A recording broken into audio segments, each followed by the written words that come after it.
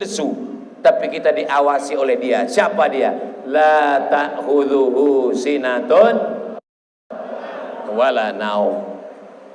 Allahu Akbar. Kita diajarkan sholat mata menengok tempat sujud. Kenapa mata melihat tempat sujud?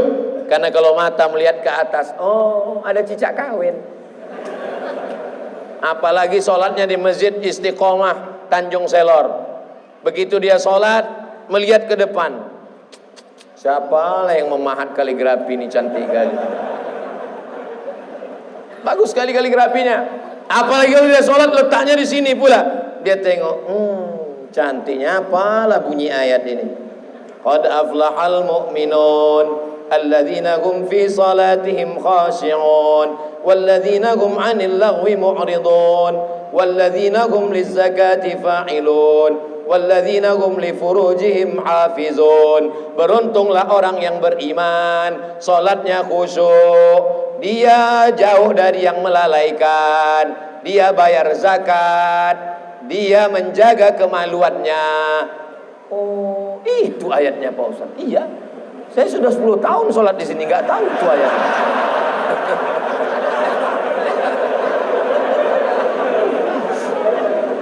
Masya Allah, tabarakallah.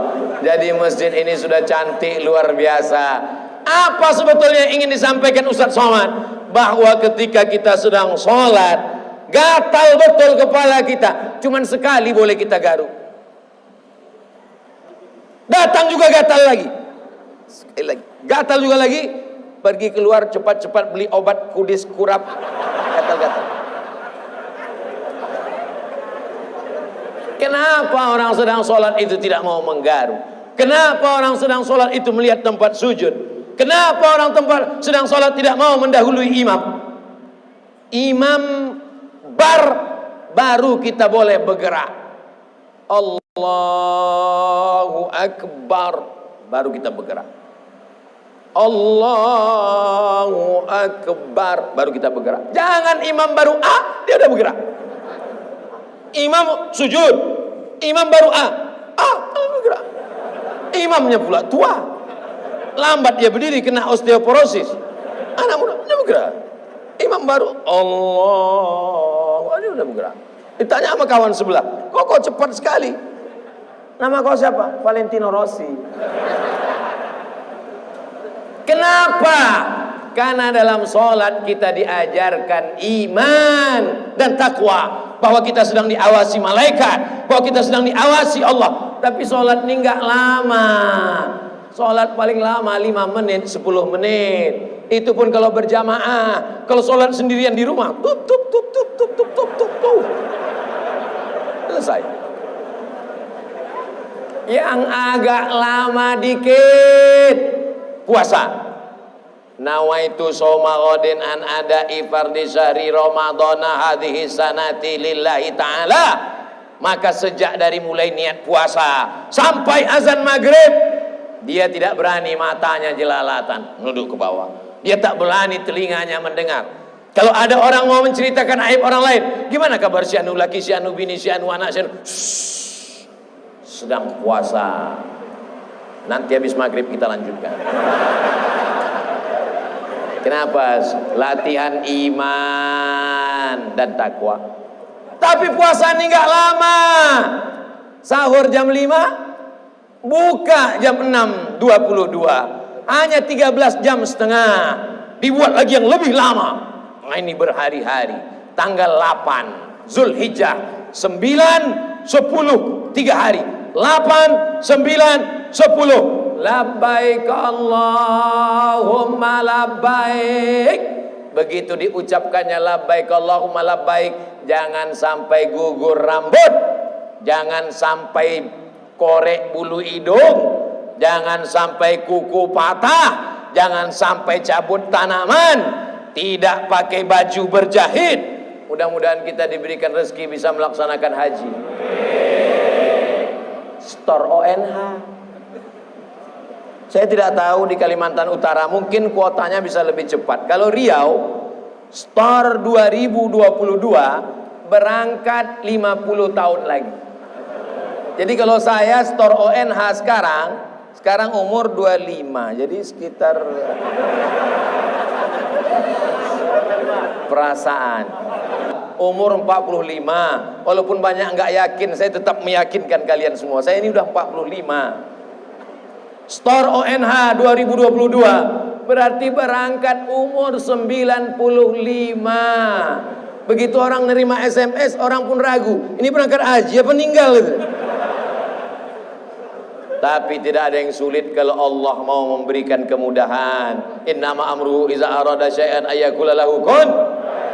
Begitu sampai di tanah suci, langsung ke Madinah, ziarah makam Rasul, hari ke-8, pergi ke Bir Ali, sholat sunat, labbaik Allahumma labbaik. Maka sejak berniat, rambut jangan gugur, bulu hidung jangan gugur, jangan pakai berjahit. Takut dalam rangka apa? Memupuk keimanan dan ketakwaan. Kalau saya yang bimbing haji di dalam bis itu, tiba-tiba yang pembimbing yang dari Makkah itu, saudara-saudara kita dari Jawa Barat, dari Jawa Tengah, ini lembut-lembut semua. Labbaik Allahumma labbaik, labbaik la syarika laka labbaik, innal hamda wan ni'mata lak wal mulka la syarika lak. Mobilnya dingin kencang, langsung saya maju, saya ambil mikrofon sini. Labbaik Allahumma labbaik, labbaik Allahumma labbaik, labbaik la syarika laka labbaik, innal hamda wan ni'mata laka wal mulk la syarika lak. Selama di jalan itu ada yang ngajak-ngajak cerita. Si Anu tuh pergi belanja, pulang belanja, saya tengok ceret kuningnya 3, beli tempat celak, beli belanja. Ini kan mau haji. Kenapa? Karena dia takut ibadah hajinya rusak, memupuk keimanan dan ketakwaan. Sampai di kota Makkah, masuk ke hotel, saya bilang jamaah naik dulu ke atas, saya mau ngurus kunci hotel, nanti saya naik ke atas, saya urus. Baik Ustadz. Mereka pun naik ke atas, saya ngurus kunci kamar. Begitu sampai ke atas, saya tengok jamaah yang perempuan jilbabnya sudah terbuka, menyendok nasi di ruang makan, sudah pakai daster. Yang laki-laki pula pakai jaket kedinginan. Saya bilang kalian melanggar larangan ihram. Jadi hukumannya gimana Pak Ustadz? Kalian bersedekah fakir miskin 90 rial.